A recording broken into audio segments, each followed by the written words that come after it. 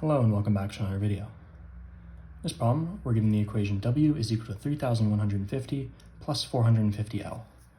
We're told a marine biologist uses the equation above to estimate the weight W of a mature great white shark in pounds in terms of the shark's fork length L in feet.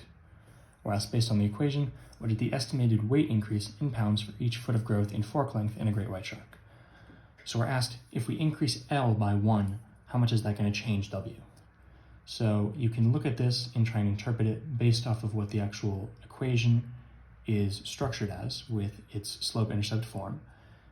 And you could say that the slope, the rate of change, is 450, so that's going to be your answer. But if you don't pick up on that, what you can do is you can say, okay, we can try a shark with a length of 0 feet and a length of 1 foot.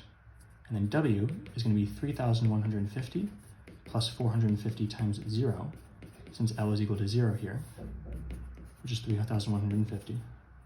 And W here is going to be 3,150 plus 450 times 1, and this is equal to 3,150 plus 450.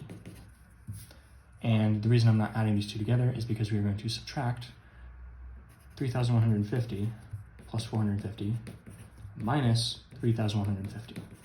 This is the difference between a 1 foot length shark and a 0 foot length shark. It doesn't matter that the length is 0 and that can't actually be the length of a shark's fork.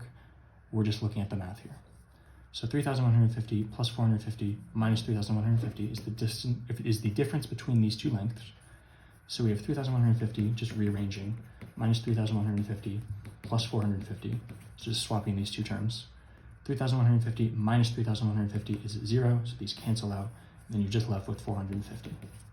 So D is going to be your final answer. As always, thank you for liking and subscribing, and I'll see you in the next video.